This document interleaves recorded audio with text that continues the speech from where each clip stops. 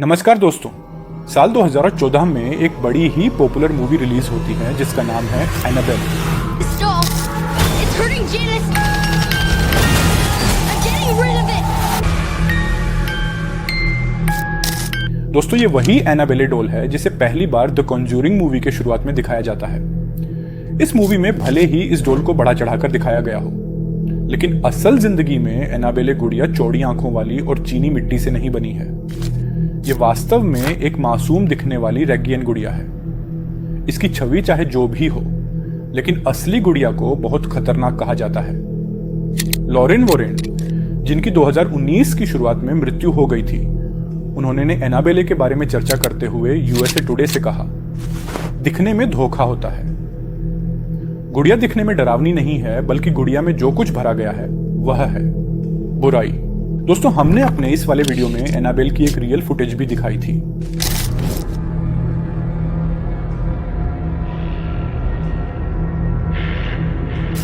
दोस्तों क्या ये फुटेज रियल है या फेक, ये मुझे कमेंट में जरूर बताना। दोस्तों ये एनाबेल डॉल आज कहां पर कैद है? एड और लॉरेन वॉरेन के जाने के बाद कौन इस एनाबेल डॉल पर निगरानी रखता है? क्या होगा अगर ये एनाबेल डॉल अपनी कैद में से भाग जाए?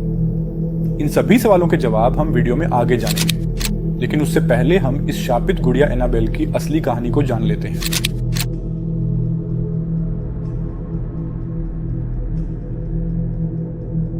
फिल्मों में एनाबेले की मूल कहानी संग्रहालय द्वारा बनाए गए कहानी से बिल्कुल अलग है। एनाबेले के गैर काल्पनिक संस्करण में हार्टफोर्ड कनेक्टिकट में दो नर्सें एक साथ रहती थीं। नर्सों में से एक को 1970 में उसकी मां ने रेगियन गुड़िया उपहार में दी थी। स्पेरा का मानना है कि मां ने गुड़िया को सेकंड हैंड स्टोर से खरीदा था। उपहार मिलने के बाद अपार्टमेंट में कई भयानक घटनाएं हुई। उदाहरण के लिए नर्स गुड़िया को सोफे पर छोड़ देती थी और वापस आकर गुड़िया को अपने बेडरूम में बैठी पाती थी।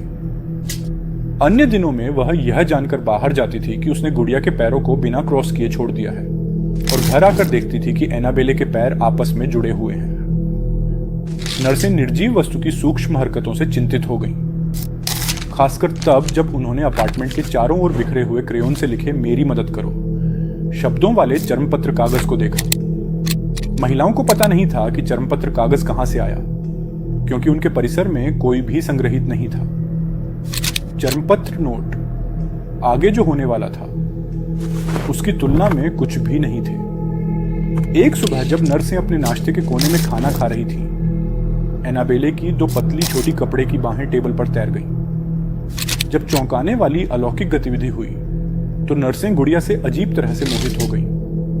नर्सों में से एक ने अनुमान लगाया कि गुड़िया की हरकतों का मतलब है कि वह रूममेट्स से संवाद करने की कोशिश कर रही थी, इसलिए उसने सलाह के लिए एक मनोवैज्ञानिक को बुलाया।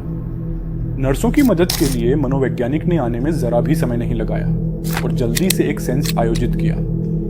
अनुष्ठान की मेजबानी करते समय मनोवैज्ञानिक ने बताया कि वह लगभग 6 या 7 साल की एक छोटी लड़की की आत्मा को महसूस कर रही थी। मनोवैज्ञानिक ने बताया कि बच्ची इस अपार्टमेंट परिसर के बाहर एक कार दुर्घटना में मर गई थी। मनोवैज्ञानिक ने कहा, उसका नाम एनाबेले है और वह उस गुड़िया में है। इस तरह से गुड़िया का नाम एनाबेले पड़ा। उन्होंने जो सुना था उसे समझने के बाद नर्सों को लगा कि गुड़िया में एक इंसानी आत्मा है और वे एनाबेले को गुड़िया से ज्यादा इंसान की तरह मानने लगी। कुछ समय तक तो सब ठीक रहा, लेकिन एक रात लू, जो नर्सों में से एक का मंगेतर था, सोफे पर सो रहा था और एनाबेले दूसरी तरफ बैठी हुई थी। उस रात लू चौंक कर और पसीने से लथपथ होकर जाग गया। एक नर्स ने उससे पूछा कि क्या हुआ, जिस पर उसने जवाब दिया, मैंने अभी अभी एक बहुत ही भयानक दुःस्वप्न देखा है। मैंने सपना देखा कि वह गुड़िया मेरे पैर पर रेंग रही थी और मेरी गर्दन तक पहुंच गई और मुझे गला घोंटकर मारने की कोशिश कर रही थी। दुःस्वप्न पर क्रोधित होकर लू ने एनाबेले को उठाया और उसके फटे हुए शरीर को अपार्टमेंट के फर्श पर फेंक दिया।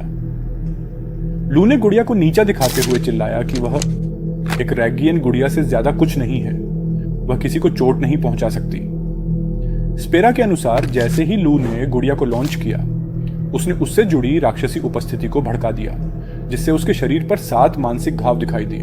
उसकी छाती पर 4 और पेट पर 3 कट के निशान थे। उसके घाव उसके शरीर पर पंजे के निशान या स्केलपेल के चीरों की तरह उभर आए। लू पर हमला इस बात का संकेत था कि गुड़िया से बंधी आत्मा किसी भी 6 साल की लड़की से कहीं ज्यादा भयावह थी। कोई सोच सकता है कि एनाबेले ने लू को क्यों निशाना बनाया और नर्सों को नहीं। हमले के बाद पीड़ित नर्सों ने मदद के लिए कनेक्टिकट में एक बिशप पादरी की ओर रुख किया। उनकी दुर्दशा की गंभीरता के परिणाम स्वरूप पादरी ने उन्हें वॉरेन के पास जाने का निर्देश दिया। एक बार जब एड और लोरेन वॉरेन एनाबेले मामले पर थे तो उन्होंने किसी भी आत्मा को बाहर निकालने के लिए एक पादरी से अपार्टमेंट पर भूत भगाने का काम करवाया। इसके बाद एड ने गुड़िया को सुरक्षित रखने के लिए अपने साथ ले लिया। पैरानॉर्मल इन्वेस्टिगेटर ने उसे अपनी गाड़ी की पिछली सीट पर रखने के बाद उसने दावा किया कि उसे घर लौटते समय कार में परेशानी का सामना करना पड़ा, जैसे कि एनाबेले कम्स होम मूवी में शुरुआत के दौरान देखी गई ठीक उसी कार की परेशानी की तरह। दोस्तों, ये एनाबेल डॉल आज भी एड और लोरेन वॉरेन के ओकल्ट म्यूजियम में एक कांच और लकड़ी से बने बॉक्स के अंदर बंद है। एड और लोरेन वॉरेन के जाने के बाद से उनकी विरासत को उनकी बेटी जूडी और उनके पति टोनी स्पेरा ने आगे बढ़ाया है। आज भी एनाबेल डॉल टोनी स्पेरा की निगरानी में है। दोस्तों, इस एनाबेल डॉल के बारे में 2020 में एक न्यूज आई थी कि एड और लोरेन वॉरेन के ओकल्ट म्यूजियम से एनाबेले डॉल 14 अगस्त 2020 को सुबह 3 बजे भाग गई। आप इस विकिपीडिया पेज पर देख सकते हैं, जिसमें लिखा हुआ है कि एनाबेले गुड़िया 14 अगस्त 2020 को सुबह 3 बजे मोनरो कनेक्टिकट संयुक्त राज्य अमेरिका में द वॉरेन्स ओकल्ट म्यूजियम से भाग निकली। जैसे सबको पता चला कि एनाबेल डॉल भाग गई तो सब लोग डर जाते हैं, क्योंकि ये न्यूज ऑफिशियल विकिपीडिया सोर्स पर आ रही थी। फिर एड और लोरेन वॉरेन के दामाद टोनी स्पेरा, जो कि इस म्यूजियम के मालिक थे, उन्होंने एक वीडियो अपलोड किया कि ऐसा कुछ भी नहीं हुआ है और एनाबेल डॉल आज भी यहां बंद है। फिर उन्होंने विकिपीडिया से उस न्यूज को हटवा दिया। फिर जाकर लोगों के दिल में एनाबेले का डर कम हुआ। तो दोस्तों, हम उम्मीद करते हैं कि आपको यह एनाबेल की असली कहानी पसंद आई होगी।